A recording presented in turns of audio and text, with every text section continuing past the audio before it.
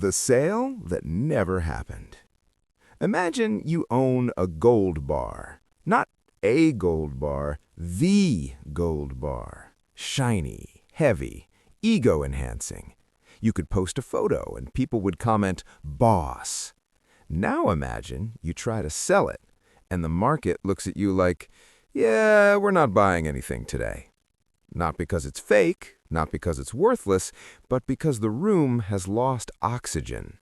That oxygen has a name, liquidity. And when liquidity leaves the building, assets don't just drop in price. Sometimes they become unsellable.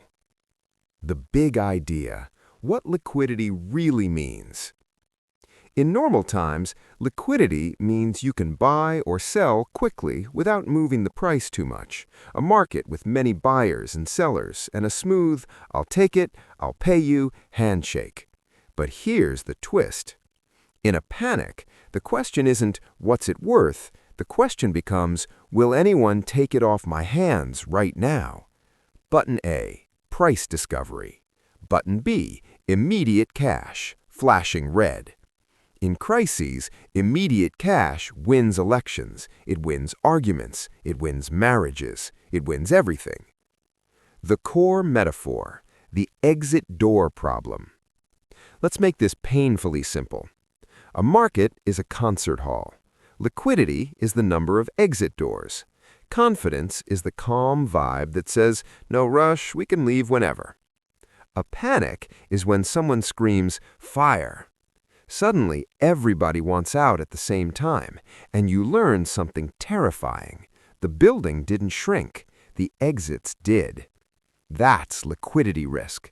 Not just losing money, but losing the ability to turn what you own into money when you need it. Two kinds of liquidity, market liquidity versus funding. There are two liquidity monsters, and they hunt in packs. Market liquidity. Can you sell the thing without nuking the price? Funding liquidity. Can you raise cash, roll your debt, meet margin calls, survive another day? And when these two shake hands, trouble gets biblical. Because once prices wobble, lenders demand more collateral, haircuts rise, margin calls hit, and people are forced to sell into a market with no buyers. That's not a market. That's a yard sale during a hurricane. When cash becomes a religion. The day a safe fund blinked. Let's go to 2008. The global financial system is sweating through its suit. On September 15, 2008, Lehman Brothers filed for bankruptcy protection. Now here's where the story gets spicy.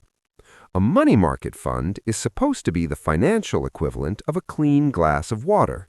Not champagne, not mystery punch, water. But one famous fund, Reserve Primary Fund, held some Lehman paper, and the panic spread so fast that the fund broke the buck, dropping below the expected $1 value.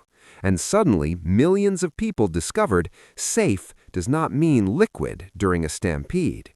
It's like ordering water, and the waiter whispers, "Sir, the water is currently experiencing volatility." What actually happened mechanically? Here's the mechanism. Follow this and you'll understand 80% of financial crises. Something scary happens, Lehman collapses. Investors rush to redeem, give me cash. The fund must sell assets to pay redemptions, but buyers vanish, prices gap down. That forces more fear, more redemptions, repeat until somebody big steps in. Liquidity crises aren't just people being emotional. They're math, plus timing, plus a narrow door. Even the safest market can choke. The Treasury markets, wait, what? Now, if there's any market on Earth that should have unlimited oxygen, it's U.S. Treasuries, widely used as collateral, benchmark risk-free, the thing everyone runs to. Then, March 2020 happened. During the COVID panic, there was a surge of "I want cash now" flows, while liquidity provision weakened, creating a kind of perfect storm. The Federal Open Market Committee explicitly announced purchases to support market functioning, and the Federal Reserve Bank of New York described the scale. Between March 15th and March 31st, the Fed purchased $775 billion in Treasuries and $291 billion in agency MBS. The lesson: liquidity is not about whether something is good. Liquidity is about whether other people have cash and courage at the same time.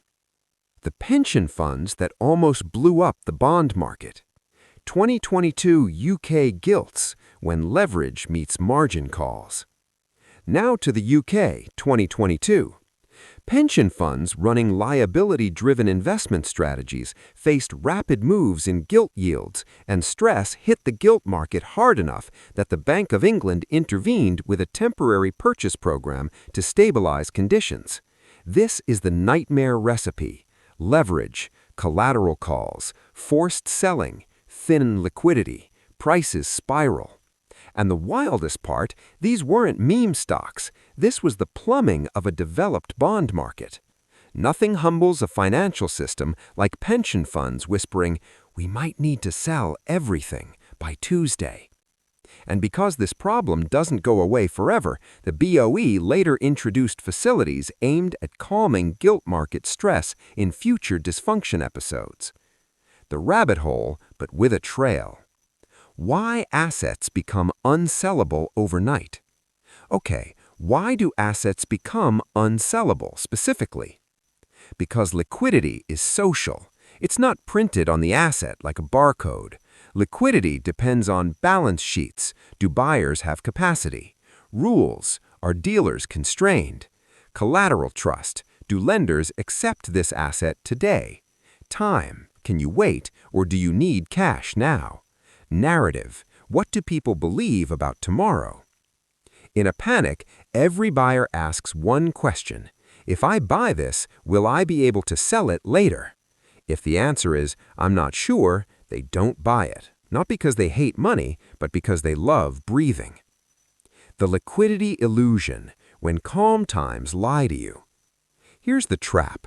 In calm times, you see tight bid-ask spreads, easy borrowing, fast trades, and you assume, the market is deep. But depth is not tested when everyone is relaxed. Depth is tested when everyone wants out. That's why liquidity is oxygen. You don't notice it until it's gone, and suddenly you're doing financial CPR on your portfolio. Takeaways: the 5 laws of liquidity, practical, memorable.